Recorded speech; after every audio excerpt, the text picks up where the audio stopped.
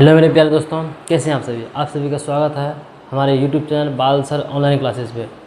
आज हम आप लोगों के लिए क्लास 10th और 12th दोनों के लिए 2025 में जो एग्ज़ाम होने वाली है, इसमें दर्पण सूत्र बहुत ज़्यादा वीवीआई होती है। क्लास 12th के लिए ऑप्टिक्स चैप्टर होता है, मिरर फार्मूला ऑप्टिक्स से पूछा जाता है। एक चैप्टर होता है आप लोगों का ऑप्टिक्स, उससे पूछा जाता है दर्पण सूत्र, 5 नंबर की होती है। और क्लास 10th में लगभग 1 साल छोड़ के 1 साल या तो कंटिन्यू हर ईयर में फर्स्ट शिफ्ट या सेकंड शिफ्ट में देखा जाता है कि मिरर फार्मूला दर्पण फार्मूला से एक प्रश्न आती है। तो आप लोग कंसंट्रेट रहेंगे और इससे आप अच्छे से गहन करेंगे। हम आपको एक पूरी तरह से फिगर बनाने के साथ साथ आपको प्रूव करके दिखाएंगे कैसे प्रूव होती है। आप लोगों को एज एट ही आपको सीखना है और वहाँ पे आपको क्या करना है, प्रूव करना है, ठीक है। तो चलिए देखते हैं आप लोगों के लिए इसी तरह लगातार 5 नंबर के वीवीआई क्वेश्चन जो होगा 2025 एग्ज़ाम में पूछे जाने वाला, जो एकदम मोस्ट इंपॉर्टेंट होगा, वो सारे क्वेश्चन हमको लाएंगे आप लोगों को। उसके बाद सारे 5 नंबर के क्वेश्चन हो जाने के बाद आपका फिर 2 नंबर आप ही आएंगे। लास्ट में आप लोगों को ऑब्जेक्टिव कराएंगे। इस प्रकार आपके एग्ज़ाम में आप बहुत ही अच्छा फील कर पाएंगे और अच्छे मार्क्स से रिजल्ट लाएंगे, ठीक है। तो चलिए हम लोग देखते हैं।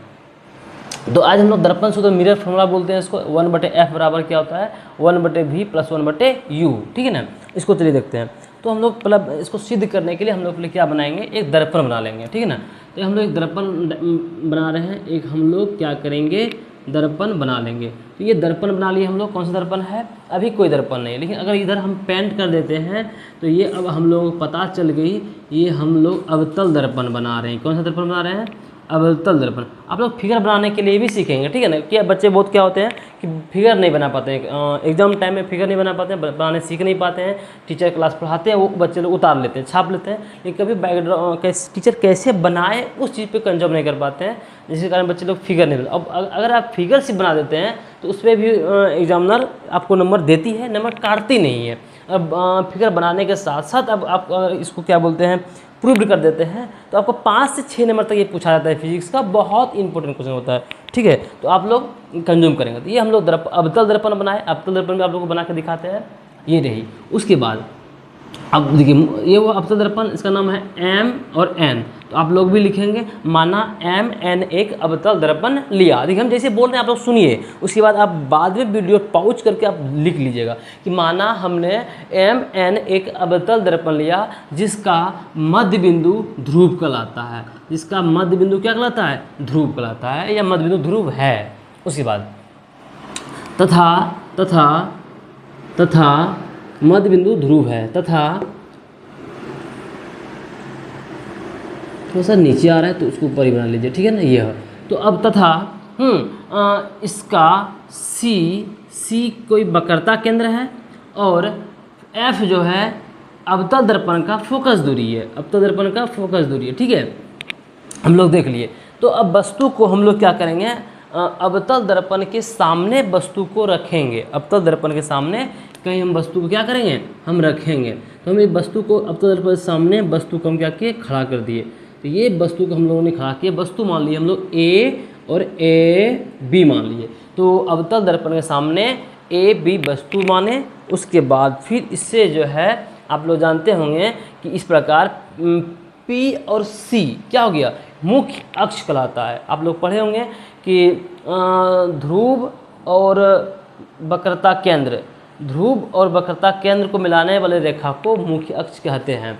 अब क्या हुआ, मुख्य अक्ष के समांतर हम लोगों ने एक रेखा खींचा और मुख्य अक्ष के समांतर आती हुई प्रकाश की किरणें अवतल दर्पण या किसी भी दर्पण में मुख्य अक्ष के समांतर आती हुई प्रकाश किरणें परावर्तन के बाद कहाँ से गुजरती है, फोकस से गुजरती है। तो आप लोग क्या करेंगे, इसको इस डायग्राम में इससे आप फोकस से गुजारेंगे। इससे आप कहाँ से गुजारेंगे, फोकस से गुजारेंगे। बाबू थोड़ा सा वीडियो लेंथ हो सकती है क्योंकि हम आपको डायग्राम बना के सिखा रहे हैं, थोड़ा सा लेंथ वीडियो हो सकती है। आप लोग घबराएंगे नहीं, अच्छे से सीखेंगे, ठीक है। तो हम आपको क्या बोले कि मुख्य अक्ष के समांतर आती हुई प्रकाश किरणें परावर्तन के बाद फोकस से गुजरेगी। तो हम लोगों ने मुख्य अक्ष के समांतर ये प्रकाश आई, दर्पण में परावर्तन में टकराने के बाद वापस कहाँ से गुजर गई, फोकस से गुजरी। उसके बाद एक प्रकाश और लेंगे जो वक्रता केंद्र, और आप लोगों ने पढ़े होंगे, नहीं पढ़े होंगे तो मेरे साथ सीखिए। अगर कोई प्रकाश की किरण वक्रता केंद्र से होकर जाती है तो परावर्तन के बाद उसी पथ पर वापस आ जाती है। आप लोग जानते भी होंगे, क्या बोले हम फिर से बस सुनिएगा कि अगर कोई प्रकाश की किरणें वक्रता केंद्र से होकर गुजरती है तो परावर्तन के बाद उसी पथ पर वापस लौट जाती है। तो हम लोगों ने एक किरण और ले लिए, हम लोगों ने एक किरण ये ले लिए, ये कहाँ से गुजारे, वक्रता केंद्र से। तो वक्रता केंद्र से होते हुए अगर कोई किरण गुजरती है, थोड़ा टेढ़ा हो गई है, सीधा कर देते हैं, ठीक है, थोड़ी सी टेढ़ी हो गई है, देखिएगा हम लोग क्या करेंगे, यहाँ से लगभग गुजारिए। अब देखिए उतना सीधी तो नहीं हो पाएगी क्योंकि ये वो नहीं है, फिर भी हम आप लोगों को कोशिश करेंगे पूरा सीधा खींच के ही दिखावें, ताकि आप लोगों के मन में कुछ क्लैरिटी नहीं रहेगी, ठीक है। तो ये रहेगी हम लोगों का वक्रता केंद्र हो गया, मान लेते हैं यही था बिंदु, और हम लोग खींचे, ठीक है। तो अब देखेंगे, अब हम दोनों का ये एक यहाँ पे आके मिल रही है, देख रहे हैं क्या। तो ये जो बना, ये दो प्रकाश एक दूसरे को जो काटी, दो रेखाएं एक दूसरे को जो काटी, तो ये जहाँ काटी हुए प्रतिबिंब बन जाएगा, क्या बन जाएगा, प्रतिबिंब। और प्रतिबिंब हम लोग लिए क्या थे, ए बी, तो प्रतिबिंब उल्टा। आप लोग पढ़े होंगे कि अवतल दर्पण में प्रतिबिंब का ज़्यादातर वास्तविक और उल्टा होती है कंडीशन में। तो ये वास्तविक तो है लेकिन उल्टा है, वास्तविक तो है लेकिन उल्टा है। अब ये ए बी है, प्रतिबिंब क्या होगा, ए डैश बी डैश मान लेते हैं, प्रतिबिंब क्या होगा, ए डैश और ये बी डैश, ठीक है। आपको समझ में आ रही है क्या, हम क्या बोले, फिर से एक बार। माना एम एन एक अवतल दर्पण लिया जिसका बिंदु P क्या है, ध्रुव है, और C वक्रता केंद्र है। इस प्रकार P और C को मिलाने के बाद ये क्या है, मुख्य अक्ष कहलाई, ठीक है। और PC के मध्य एक बिंदु F है जो फोकस दूरी कहलाता है, अवतल दर्पण का फोकस दूरी है, ठीक है। उसके बाद हम लोग को लिखना है पैराग्राफ चेंज करके कि ए बी कोई वस्तु जो वक्रता केंद्र के बाहर खड़ा किया मैंने और उसके समांतर एक प्रकाश की किरण गुजारा। तो इस प्रकार मुख्य अक्ष के समांतर एक प्रकाश किरण गुजरने के बाद वो फोकस से गुजरती है। उसके बाद एक प्रकाश को हमने वक्रता केंद्र से गुजारा, जो कि वक्रता केंद्र से आने वाले प्रकाश किरणें परावर्तन के बाद उसी पथ पे वापस हो जाती है। देखिए हम लोग क्या किए, उधर से एक प्रकाश किरण यहाँ से गुजारे, डायरेक्ट गुजारे हैं, देखिए आप लोग, यहाँ से टकराई दर्पण में, उसके बाद यहाँ से टकराई, पुनः ये प्रकाश किरण इसी पथ पे वापस हो गई, ठीक है ना। वहाँ से आई, पुनः इस पथ पे ये क्या हो गई, वापस हो गई। इस प्रकार हम लोग मैप को बना लिए, क्या कर लिए, मैप को बना लिए। अब हम लोग क्या करेंगे, थोड़ा गौर करेंगे, क्या करेंगे हम लोग, थोड़ा सा गौर करेंगे, ठीक है। हम गौर करेंगे, हम लोग थोड़ा यहाँ से बनाना शुरू करते हैं, फिर आपको आगे भी थोड़ा जा सकती है, देखिएगा। अब हम लोग क्या करेंगे, आप लोग थोड़ा यहाँ ध्यान दीजिएगा। आप लोग मैथ में पढ़े होंगे समरूप के बारे में, अगर आप लोग मैप में समरूप के बारे में पढ़ चुके हैं तो अच्छी बात है, नहीं भी पढ़े तो हम हैं, ठीक है, टेंशन लेने की बात नहीं है। तो हम लोग देखिए अभी जो हम कलर किए हैं इसी दोनों में जाएंगे, एक ये वाला कोण, एक ये वाला, मतलब इस दोनों त्रिभुज में जाएंगे। तो ये वाला त्रिभुज में देखेंगे आप लोग समरूप है, कैसे समरूप है आप गौर करेंगे, देखिएगा। आप समरूप कैसे दिखाते हैं, ये देखिए वस्तु जब खड़ी है तो ये 90 डिग्री कोण बनाएगी, ये भी 90 डिग्री का कोण बनाएगी। ये देखिए शीर्षाभिमुख कोण है, ठीक है ना, और दो कोण, तो तीसरा कोण अपने आप बराबर हो जाएगा। तो एंगल ए से भी ये क्या हो गया, समरूप हो गया, ठीक है ना, क्या हो गया, समरूप। और किसी भी दो त्रिभुज का अगर दो त्रिभुज समरूप हो तो उसके भुजा समानुपाती होते हैं। आप क्लास 10th में पढ़े होंगे या पढ़ रहे होंगे मैथ में, ठीक है ना, चैप्टर नंबर 6 में ये सब, ठीक है ना। तो कोई भी दो त्रिभुज अगर समरूप हो तो उसके सारे भुजाएं क्या होते हैं, समानुपाती होते हैं।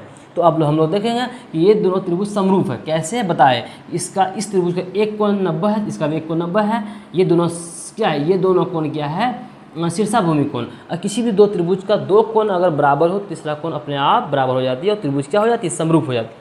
तो ये दोनों त्रिभुज समरूप हो गई, कौन कौन सा, अब लोग गौर करेंगे यहाँ पे। तो त्रिभुज जो है, त्रिभुज बड़ा वाला लीजिएगा, ए बी और सी, देखिएगा कहाँ पे है, ये वाला है ए बी सी, ये त्रिभुज आप थोड़ा गौर करेंगे, ठीक है ना। ये त्रिभुज, ये वाला त्रिभुज जो घेरे हैं हम, ए बी सी समरूप है। त्रिभुज किससे समरूप है, समरूप इससे है, ये वाला से, देखिएगा यहाँ पे ये, तो ये A dash B dash C, ये वाला त्रिभुज क्या है, आपस में समरूप है, समझ में आ गया ना। तो क्या बोले हम लोग, समरूप है, ए डैश, देखेंगे यहाँ A dash B dash B dash और ये सी और ये सी। फिर से लिख देते हैं आपको ए डैश बी डैश सी। क्या आप बताएंगे पीछे से क्या ये सही दिख रहा है?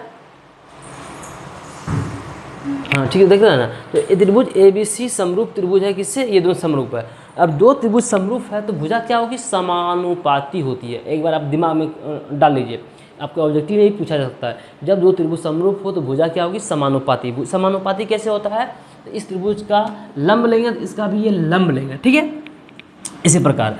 तो इसका जो है ए बी लंब है, ए बी लंब है, इसका लंब होगा ए डैश बी डैश। देखिए यहाँ पे ए डैश बी डैश लंब है बटे ए डैश बी डैश लंब। समानुपाती को क्या दिखाते हैं? बराबर दिखाते हैं, इक्वल टू। अब कौन सा होता है? अब देखिए इसका आधार लीजिए। आधार क्या है यहाँ पे? आधार है बी सी, आधार है। तो यहाँ पे लेंगे हम लोग बी सी बटे, बटे क्या है? बटे नीचे देखेंगे तो बटे में है बी डैश, इसके लिए आधार ये, इस त्रिभुज का आधार क्या है? ये वाला है B dash C, B dash C, ठीक है। इसको समीकरण फर्स्ट मान लीजिए। इसको समीकरण क्या मान लीजिए? फर्स्ट मान लीजिए।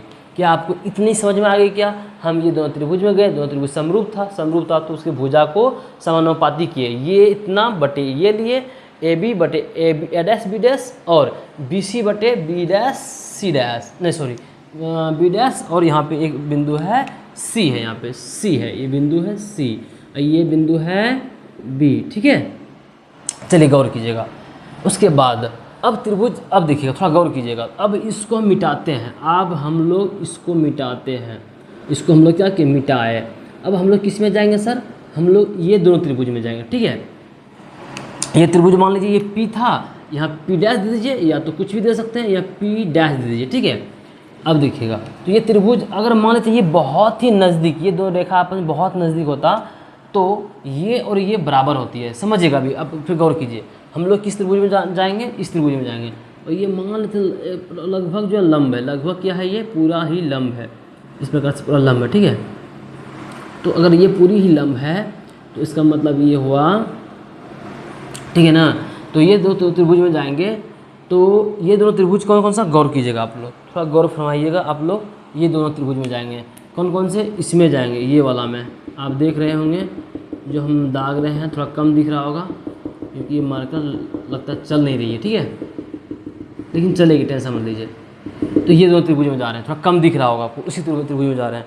तो ये दोनों त्रिभुज में जा रहे हैं। इस त्रिभुज में जाएंगे तो आप देखेंगे कि ये भी जो है लंब है और ये भी लंब है, तो ये भी लंब है, तो ये भी 90 डिग्री कोण बनाएगी, यहाँ भी 90 डिग्री कोण बनेगा। कब? जब हम लोग मान लेंगे, आपस मान लेते हैं कि दर्पण पूरा समतल दर्पण था, तो या तो ये रेखा इसके बहुत क्लोज है, या ये मुख्य अक्ष है, ये दर्पण है, ये रेखा जो है मुख्य अक्ष समांतर बहुत क्लोज रहेगी। जब ये क्लोज रहने के बाद ये लंब ही होगा, ठीक है ना। तो हम लोग मान लेते हैं, हम लोग दूर खींचे हैं, हम नज़दीक भी खींच सकते हैं, आपको दिखाने के लिए दूर खींचे हैं। जब ये पूरा नज़दीक होगी लगभग परपेंडिकुलर ही दिखेगा आपको, ठीक है, और होता भी है।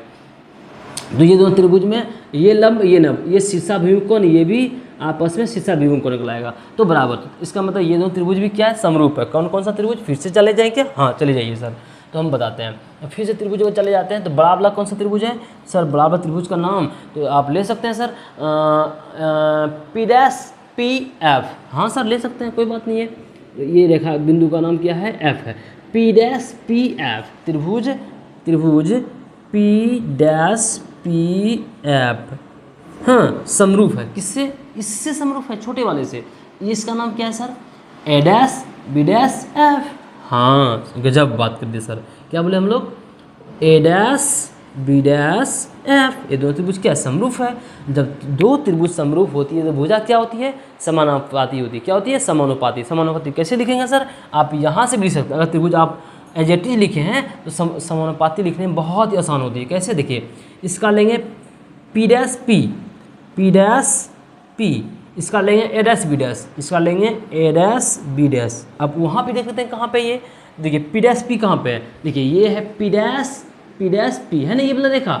तो इसका लेंगे ये ए डैश बी डैश, इस त्रिभुज का लेंगे ए डैश बी डैश, फिर इक्वल टू, अब इसका देखिए क्या है? पी एफ है ना, पी एफ कहाँ पे? देखिए ये वाला है पी एफ, ये वाला है पूरा यहाँ से यहाँ, देखिए क्या है?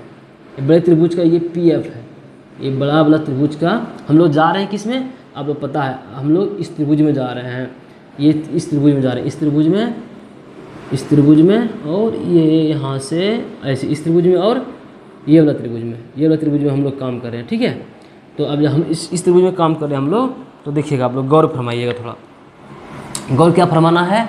तो इस त्रिभुज में हम लोग ये लंब लिए, इसका लंब ले लिए। ठीक है, अब इसका लीजिए आधार पी एफ, आधार लीजिए। तो यहाँ पे देखिए हम लोग क्या बोलते हैं लास्ट, इसके बाद पी एफ, ये हो गया पी एफ बट्टे इसका B F P B dash F.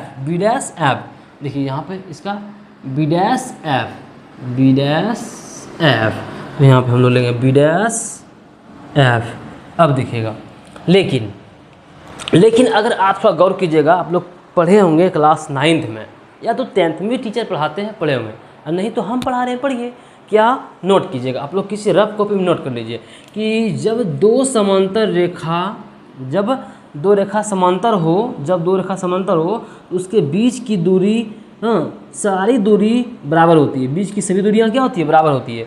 दो समांतर रेखाओं के बीच खींची गई सभी रेखाएं क्या होती है, बराबर होती है।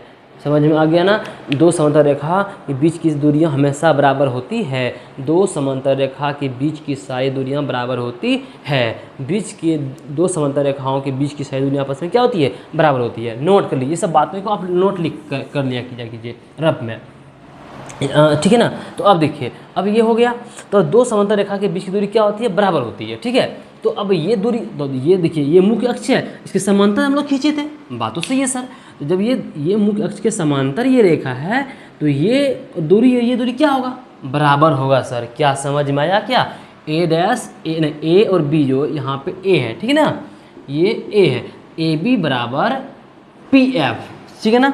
तो हम लिखेंगे यहाँ पे कि एक ही समांतर रेखा के अंदर, तो यहाँ पे लिखेंगे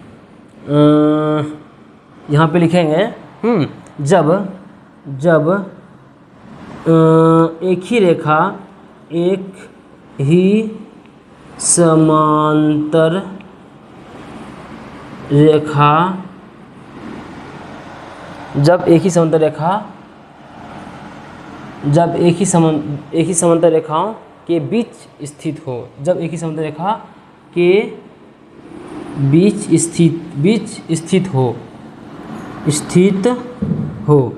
तो क्या होगा कि ए बी जो है, ए बी बराबर, नहीं भी लिखेंगे तो आप कोई बात नहीं है, इतना लिखिए, समांतर रेखा के एक ही समांतर रेखा के बीच स्थित लिखिए, या तो कोई बात नहीं है। ए बी बराबर है पी एफ बराबर होगा, क्यों होगा बाबू, पी डैश बराबर ए बी, क्यों, क्योंकि दोनों एक ही समांतर रेखा के बीच है। तो ए बी बराबर पी डैश बराबर है, क्यों बराबर है, क्योंकि दोनों जो है एक ही समांतर रेखा के बीच है, एक ही समांतर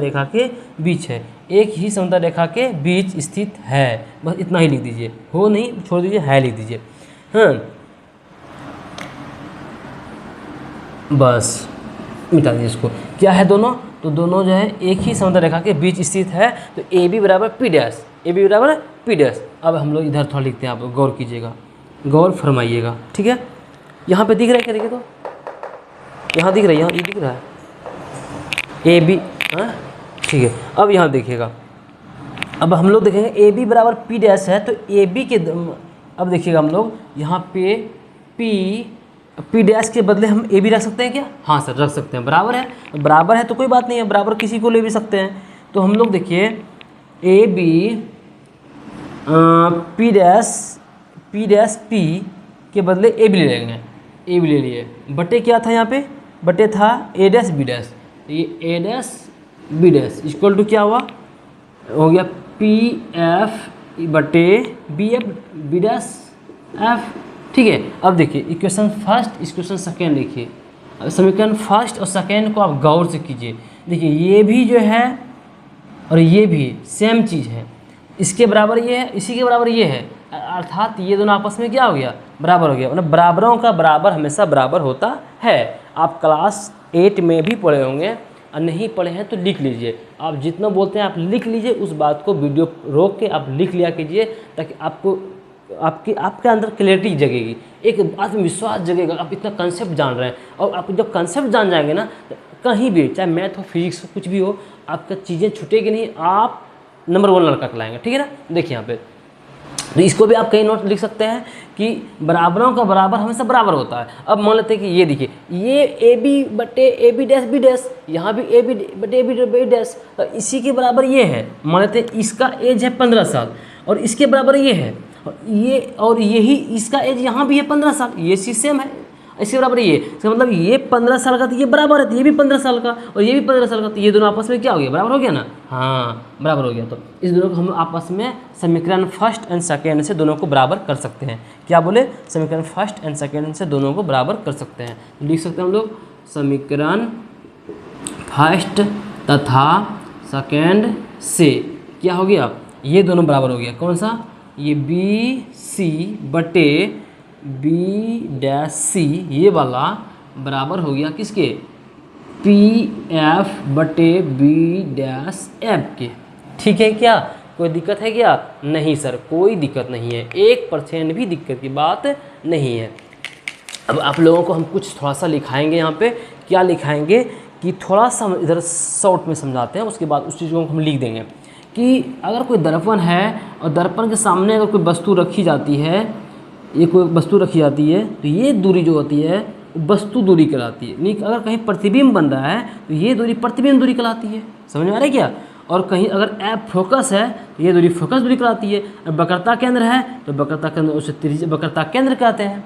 आप लोगों को पढ़ाया गया होगा कि दर्पण के मध्य बिंदु को फोकस ध्रुव कहते हैं, और फिर मुख्य अक्ष के समांतर अतिपार्श्विक परावर्तन के बाद जहाँ से गुजरती है उसे फोकस कहते हैं। तो इस प्रकार पी एफ आपका फोकस हो गया, और ये क्या हो गया, ये किसी न किसी खोखले गोले का भाग होगा, ये एक हिस्सा होगा, और इसका ये जो है वक्रता केंद्र होता है। ऐसे हम बोलते हैं क्या, वक्रता केंद्र आर बोलते हैं, या वक्रता त्रिज्या भी बोलते हैं इसको। ठीक है, आर हो जाती है। और इस प्रकार जहाँ पे वस्तु है, तो दर्पण के सामने अगर वस्तु कहीं रखा हुआ है तो वस्तु दूरी होता है, लेकिन ये प्रतिबिंब दूरी होता है। वस्तु दूरी को u से, प्रतिबिंब दूरी को v से, और ये फोकस दूरी हो गया, जहाँ पे f हो गया ये फोकस दूरी। अब फोकस दूरी को छोटी f से सूचित करते हैं। ठीक है, इस चीज़ को हम लोग क्या करेंगे, यहाँ पे लिख लेंगे। आपको समझा दिए ना, हम लोग लिख लेंगे। देखिएगा, हम लोग क्या करेंगे, लिख लेंगे। हम लोग क्या करेंगे, लिख लेंगे।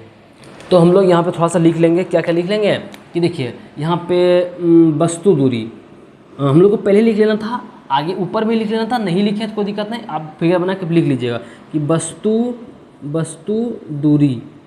दूरी को क्या बोलते हैं हम लोग, u।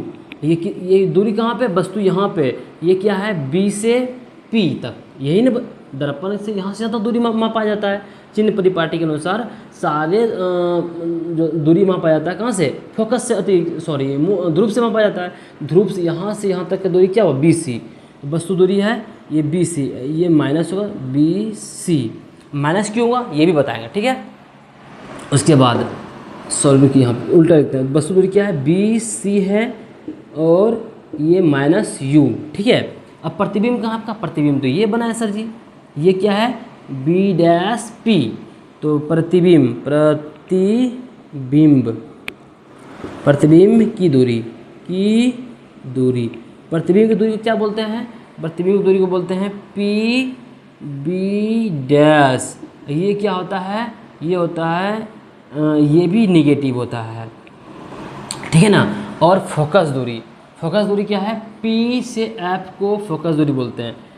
P से F को फोकस दूरी बोलते हैं। फोकस दूरी ठीक है। फोकस दूरी क्या हो गया, PF। हाँ, PF ये भी माइनस होता है। ठीक है, अब देखिएगा, हम लोग ये क्या किए, हम लोग लिख लिए ना। अब सब यहाँ पे समझिएगा थोड़ा सा। तो BC, अब देखिए BC कहाँ पे है, BC तो सर इतने टा है।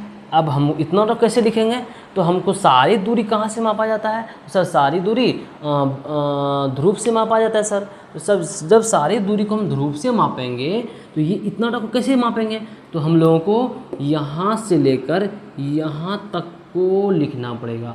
तो उसमें से देखिए क्या है, यहाँ आपको दिखाते हैं, ये दूरी है यहाँ से यहाँ तक है, ये क्या है, ये है B सर, और ये वाला बिंदु P है, और बीच में यहाँ पे सी है। हमको इस दूरी को लिखना है, लेकिन किसके सापेक्ष में? सारी दूरी यहाँ से मापा जाएगा। तो कैसे लिखेंगे सर जी? हो जाएगा ना। कैसे? देखिए, हम ये पूरे लकीर में से, ये पूरे लकीर को क्या है? ये पूरे लकीर सर जी, ये पूरे लकीर तो बी सी है। क्या है सर जी ये लकीर पूरा? P C. हाँ, P C, sorry P B है, बी पी लिख दीजिए इसको। पूरा लकीर क्या है? पूरा लकीर बी पी है। इसमें से कितना घटाएंगे? जो बी सी बचेगा उसमें से पी सी को घटा दीजिए, तो क्या बचा? खाली बी सी बचा ना। तो पूरे बी पी में पी सी को घटा दीजिएगा, इतना दूरी बचेगा। तो इसको घटा दीजिए कितना? पी सी को। क्यों घटाए? क्योंकि हमको सारा दूरी यहाँ से लेना है। कहाँ से? ध्रुव से। तो ध्रुव से लेने के लिए पूरे बी पी में से पी सी को घटा दिए, कितना बचा? बी सी बचा। तो देखिए, अब बी सी लिखने के लिए क्या लिखे? B P minus P C बटे, अब बी डैश सी कहाँ पे है? बी डैश सी ये क्या है? तो ये जो है बी डैश सी, ये प्रतिबिंब की दूरी है, प्रतिबिंब की दूरी है। अब इसको कैसे लिखेंगे? तो इसी तरह की जैसे हम पूरे में से पी सी में घटा दीजिए। किसको घटा दीजिएगा? ये पूरे में से इस यहाँ से यहाँ तक घटा दीजिए। पी बी डैश को घटा दीजिए, पी बी डैश को घटा दीजिए इक्वल टू, अब यहाँ पी एफ कहाँ पे है? पी एफ, ये पी एफ दूरी यहीं से है। कहाँ से? ध्रुव से ही है। जो दूरी ध्रुव से है उससे कुछ नहीं करेंगे, उससे कोई छेड़छाड़ नहीं है। पी एफ लिख दीजिए बटे बी डैश एफ कहाँ पे है? बी डैश एफ हो यहाँ पे। इसको कैसे लिखेंगे? इतना डाही है, इसको कैसे लिखेंगे? तो कोई दिक्कत नहीं सर जी, पहले शुरू यहाँ से अंत तक जाइए। यहाँ से अंत तक क्या है? ये है दूरी अंत तक, पी बी डैश। यहाँ से लिखिए पी बी डैश पी लिख दीजिए, बी डैश पी, ठीक है ना। B dash P, P B dash लिखे ना, पी बी डैश ही लिखिए, कोई दिक्कत नहीं। पी से B dash, P B dash, P B dash, ठीक है। अब हमको इतने ही लिखना है। तो ये पूरे लाइन में से इतना को काट के निकाल दीजिए, तो यही बचेगा। पी एफ घटा दीजिए माइनस पी एफ। क्या यहाँ तक कोई दिक्कत? क्या ये क्या हो गया सर? ये कुछ भी नहीं है बाबू। हम आपको बताएं कि चिन्ह परिपाटी के अनुसार सारी दूरी ध्रुव से मापी जाती है। समझ में आ गई क्या? अब सारी दूरी कैसे मापेंगे? एक ठो आपको बताते हैं कि देखिए, समझिए फिर से एक बार। बी सी कहाँ पे? बी सी एक बार देखिए तो सर, बी सी तो ये इतना ही है सर। अब बताइए ये क्या वहाँ से दूरी है क्या? नहीं। इसको रिलेट करेंगे कहाँ से? सारी दूरी ध्रुव से। ध्रुव से कैसे रिलेट करेंगे? तो एक बार फिर से हम समझा रहे हैं आपको, इस चीज़ को समझिएगा एक बार। मानते ये क्या है? यहाँ पे यही तो बी है, और यहाँ पे कहीं ना कहीं पी है, और आपका यहाँ पे क्या है? सी है। वो बी सी को कैसे लिखेंगे? देखिए, पूरे में से अगर हम इतना घटा देंगे बाबू, तो ये नहीं बचेगा क्या? हाँ सर, वही तो हम क्या है, पूरे में से क्या है? पूरे बी पी या पी बी कुछ भी लिखिए। पूरे बी पी में से क्या किए? पूरे बी पी में से पी सी घटा दिए, पी सी घटा दिए, बस वही किए हैं। और सारे बी डैश को भी पी सी में घटा दिए हैं। ये तो पी एफ कहाँ पे? पी एफ देखिए यहीं से मापा गया है। जब ये दूरी यहीं से है, उससे कुछ नहीं करेंगे तब। ये बी डैश एफ कहाँ पे? बी डैश एफ इतना ही है। ये पूरे में से इतना को घटा दिए, ये भाग बच गया, वही किए हैं और बाकी कुछ नहीं किए हैं, ठीक है। अब देखिएगा, अब हम लोग क्या कीजिएगा, देखिएगा पी बी क्या है दूरी, देखिए तो पी बी, पी ये है, बी ये है, पी बी एक क्या वस्तु दूरी कहाँ पे है? वस्तु दूरी क्या है? वस्तु दूरी पी बी, ठीक है। पी बी, पी यहाँ लिख लीजिए पी बी, कोई दिक्कत नहीं है। पी वस्तु दूरी, पूरे यहाँ से हम वस्तु दूरी हो जाएगा। अब प्रतिबिंब की दूरी, प्रतिबिंब कहाँ है? प्रतिबिंब ये है आपका, और ये होगा क्या? पी बी डैश, ये ठीक है और ये ठीक है। ये फोकस दूरी पी एफ, ये तीनों क्यों लिए? क्योंकि हमारे दर्पण में ये तीनों का ही चर्चा, इसलिए हम तीनों को कोरिलेट किए। क्या क्या? वस्तु दूरी, प्रतिबिंब दूरी और फोकस दूरी। किसी भी दर्पण के सामने हम लोग देखेंगे, आईना को देखेंगे, तो हमारा वस्तु दूरी कितना दर्पण से वस्तु दूरी है, ऐसे प्रतिबिंब कितना दूरी पे बना वो देखेंगे, ठीक है। वस्तु दूरी, प्रतिबिंब दूरी और क्या देखते हैं? और हम लोग देखते हैं फोकस दूरी, उस दर्पण का फोकस दूरी। ये तीनों देख लिए। तो अब लोग देखिए बी पी क्या है? तो बी पी वस्तु दूरी है ना, तो इसको लिखिए minus you minus P C. P C क्या है?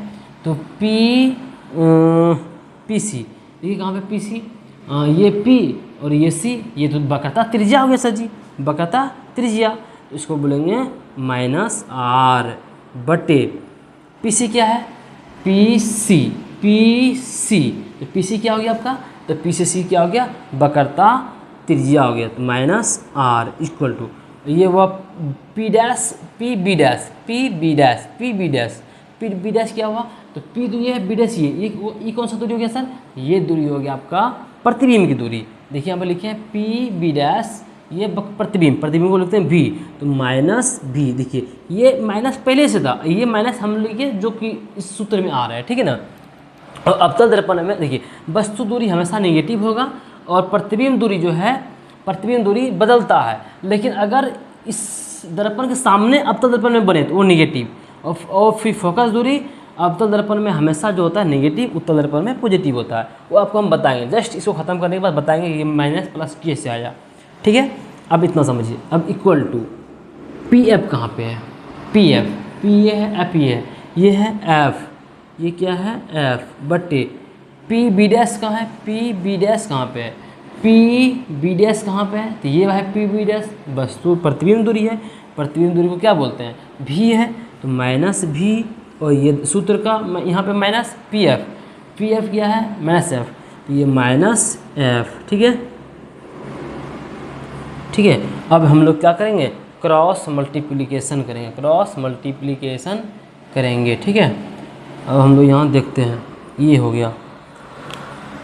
अब हम लोग आगे देखते हैं, माइनस यू, माइनस गुना माइनस प्लस आर बटे माइनस आर और माइनस गुना माइनस प्लस भी इक्वल टू एफ बटे माइनस भी माइनस प्लस एफ, ठीक है। अब देखिए, अब हम लोग क्या करें, कोना क्रॉस मल्टीप्लिकेशन गुना, जब इक्वल हो, इक्वल में क्रॉस मल्टीप्लिकेशन गुना होती है, ठीक है।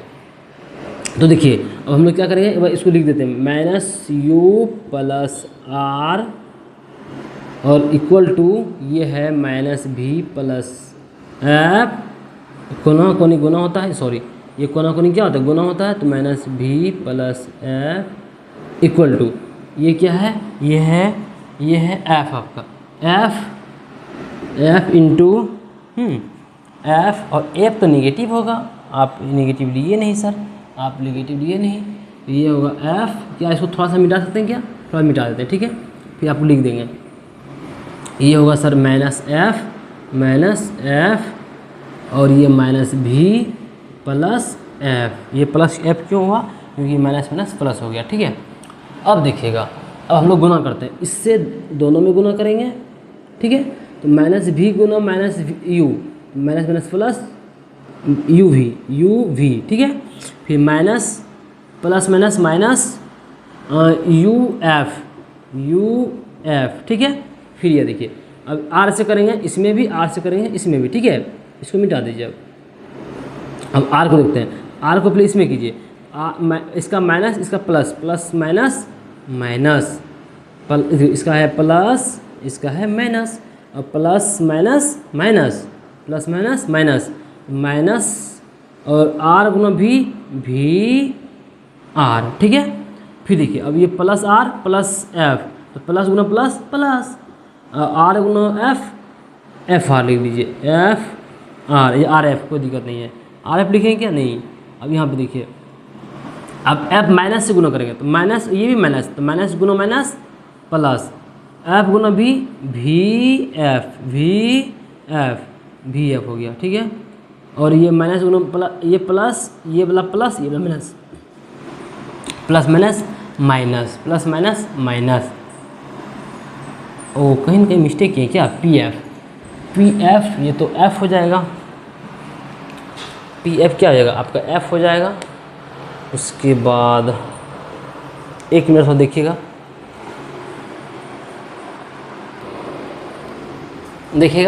थोड़ा सा हम लोग यहाँ पे गलत किए थे, थोड़ा देखिएगा, तब हमको समझ में आ रही थी कुछ ना कुछ गलती हो रही है। आप लोग गौर कीजिएगा, अच्छे से गौर कीजिएगा, हम लोगों को ये गुना ये करना है, ठीक है। फिर ये गुना ये करना है, तो ये क्या है माइनस एफ है, और ये है क्या है माइनस आर और प्लस भी है, ठीक है।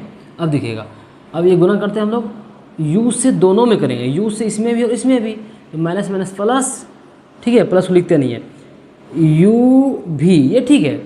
फिर u से f में करेंगे तो प्लस, ये है प्लस, ये minus, plus minus minus, u f यहाँ तक कोई दिक्कत नहीं है। फिर r से करते हैं, ये प्लस ये माइनस माइनस, और v गुण r भी r, ठीक है, ये भी कोई दिक्कत नहीं है। r से इसमें करेंगे, ये प्लस प्लस प्लस और एफ आर, ठीक है।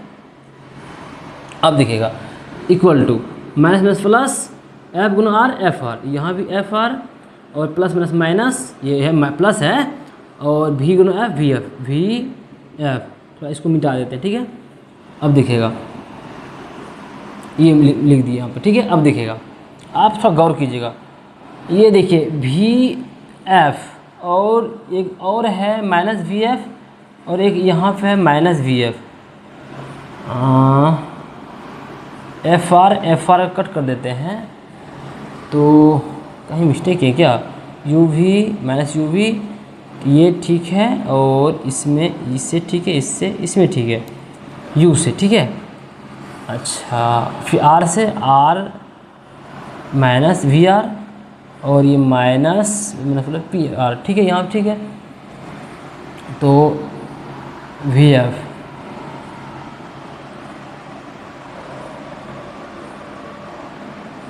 हाँ ठीक है।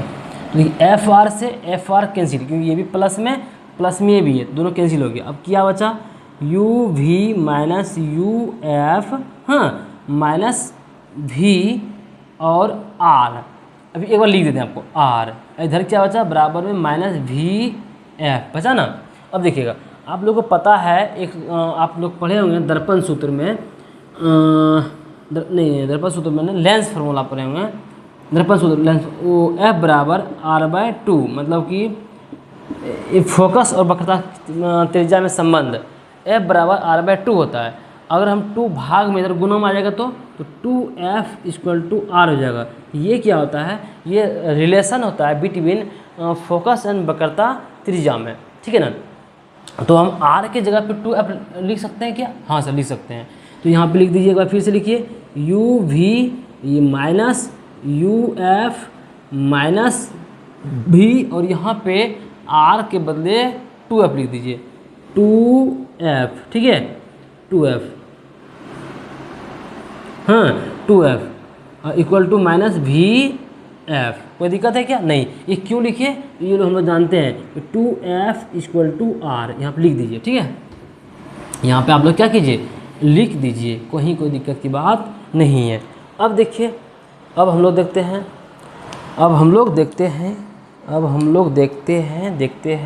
क्या देखते हैं, चेंज कर लेते हैं पेन, थोड़ा ये ले लेते हैं ताकि समझ में अच्छे से आ जाए। यहाँ पे दिख रही है क्या, देखिए तो यहाँ पे देखिए u v minus U F, ठीक है। अब देखिए ये माइनस टू वी एफ, ठीक है, और ये भी है बराबर माइनस भी एफ। अब ये माइनस में है, इधर आके प्लस में, हाँ सर जी, या तो इसको माइनस में है, इधर आके प्लस में हो जाएगा, ठीक है।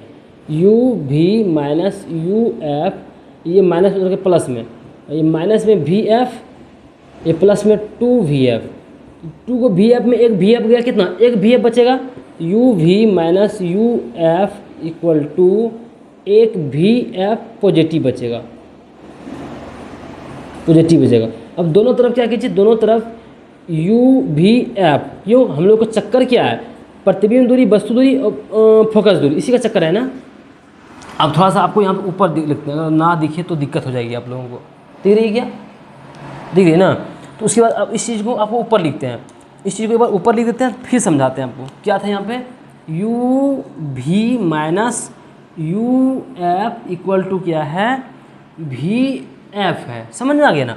अब देखिए यही इसी चीज़ को ऊपर लिखे, कुछ एक्स्ट्रा नहीं किया ताकि आपको समझ में आए। यदि यहाँ भी लिख सकते थे, चलिए आपको लेंदी क्यों बनाए, छोड़ देते हैं यहाँ पे। अब लिखेंगे क्या, हम लोग का चक्कर क्या है, वही यू वी एफ, यू मतलब प्रतिबिंब दूरी, वस्तु दूरी, फोकस दूरी।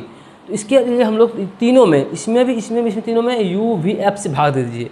तो क्या करते हैं यहाँ पे हम लोग यू वी एफ, इसमें भी यू वी एफ और इसमें भी यू वी एफ। जब दोनों तरफ आप कुछ भी कीजिएगा तो कोई फ़र्क नहीं पड़ता है। तो आप लोग देखिएगा ये यू से एक यू गया, वी से एक वी गया, ठीक है, एक यू से एक यू गया, एक एफ से एफ चला गया, यहाँ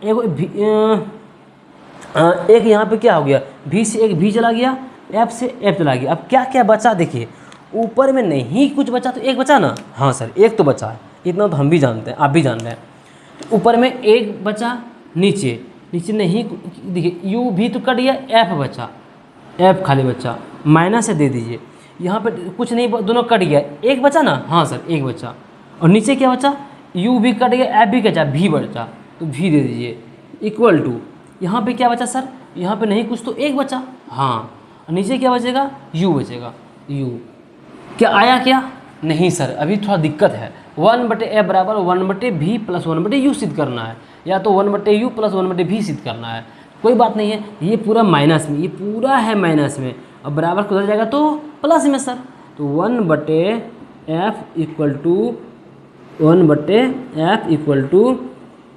1/u प्लस 1/v।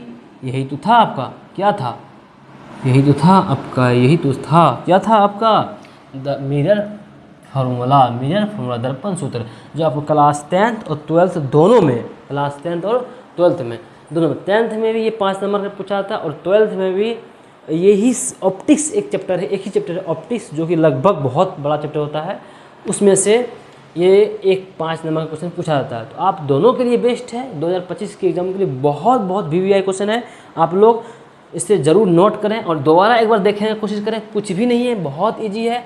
हम इस दोनों त्रिभुज को एक बार गए समरूप दिखाए, इस दोनों त्रिभुज को समरूप किए, समरूप तो था ही, उसके बाद इसके भुजा को समानुपाती किए, इसकी भुजा को समानुपाती किए और इसके बराबर ये ले लिए और इसके बराबर ये ले लिए, क्यों, क्योंकि एक ही आधार के समांतर था। इस प्रकार दो को समीकरण बन गया, ये दोनों बराबर हो गया, तो ये दोनों आपस में क्या किए, बराबर कर दिए। और BC यहाँ पे था, तो BC को क्या किए, यहाँ से माने PC माइनस BC, बस वही किए हैं, PC minus BP minus BC किए हैं, बस पूरे यहाँ से BP PB माइनस PC, इतना बताने के लिए। फिर B' कहाँ पे है, B' ये है, इसको क्या करेंगे, PC माइनस PB', वही किए हैं, PC माइनस PB'। बस इस प्रकार से इसको भी लिख दिए, कोना कोनी गुना किए। एक फार्मूला हम लोग लगाए थे, यहाँ पे एक फार्मूला लगाए थे, क्या क्या, अब देखिए हम लोग आपको बताए थे, वस्तु दूरी क्या होता है बाबू, माइनस यू, और प्रतिबिंब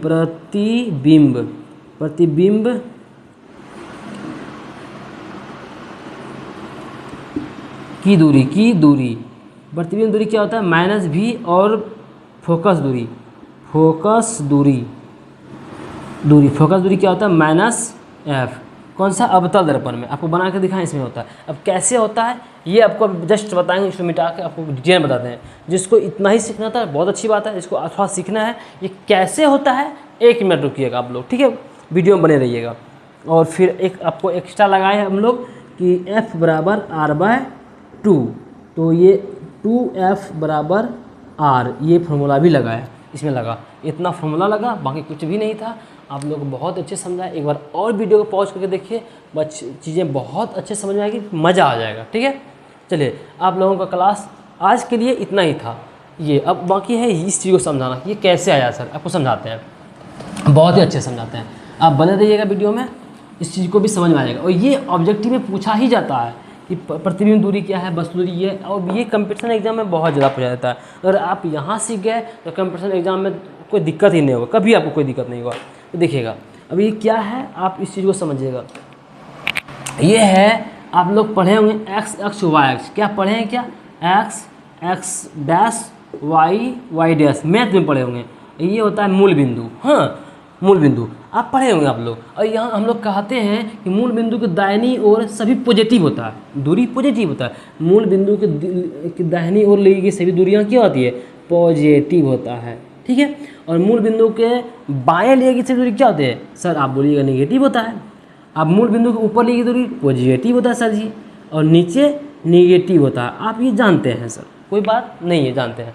तो अब हम लोग दर्पण बनाएंगे, अवतल दर्पण तो ऐसे बनेगा सर, बात तो सही है सर। जब अवतल दर्पण जब ऐसे बनेगी तो आप खुद समझिए इधर की दूरियां सारी क्या होगा, सारे नेगेटिव होगा। इधर क्या क्या है, इधर वस्तु दूरी है, बात तो सही है था। इधर प्रतिबिंब दूरी था, बात तो ये भी सही है सर, नहीं प्रतिबिंब दूरी था। यहाँ से यहाँ तक वस्तु दूरी हो गया, यहाँ से यहाँ तक प्रतिबिंब दूरी हो गया, और यहाँ पर मध्य फोकस था, ये भी फोकस दूरी हो गया।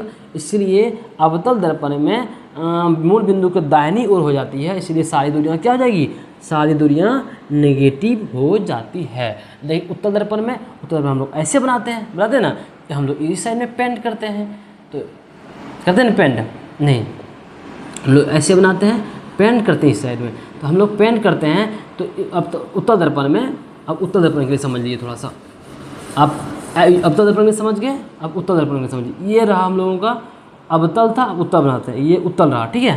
तो हम लोग पेंट करेंगे, पेंट कहाँ से करेंगे सर, हम लोग पेंट करते हैं इसमें अंदर से। तो अब देखिए, आप क्या कीजिएगा सर, आप वस्तु रखिएगा, वस्तु रखिएगा तो वस्तु कहीं भी रखिएगा, तो ये भी फिर से हो गया सर जी, हाँ फिर से। तो इसका वस्तु दूरी इसका क्या होगा, तो सर जी आप फिर से रखें कौन तरफ, मूल बिंदु के बाएं तरफ, तो वस्तु दूरी, इसका वस्तु दूरी यू क्या हो गया, नेगेटिव हो गया। लेकिन इसका प्रतिबिंब हमेशा इधर बनता है, कि दर्पण के पीछे बनता है, इसलिए प्रतिबिंब दूरी पॉजिटिव हो गया, ठीक है, दर्पण दूरी पॉजिटिव हो गया। और एफ इसका इधर ही बनता है, इसका एफ क्या हो गया, पॉजिटिव हो गया। क्या समझ में आ गई आप लोगों को, क्या समझ में आ गई, क्या समझ आएगी एक लाइक कीजिए, ठीक है।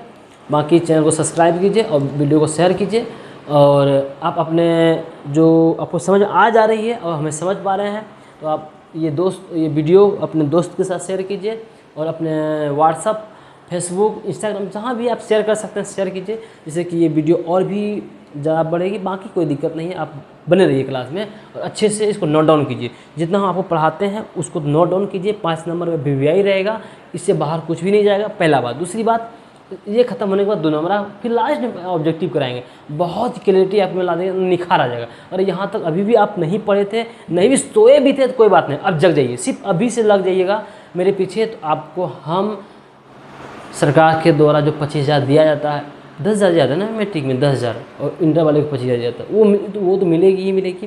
प्लस में आपको अच्छा, अभी फर्स्ट डिवीजन करना बड़ी बात नहीं है, प्लस 450 नंबर लाइए, ये सब वो सारे हो जाएगा, कोई दिक्कत की बात नहीं है। आप आराम से लगे रहिए, बहुत अच्छा हो जाएगा, ठीक है।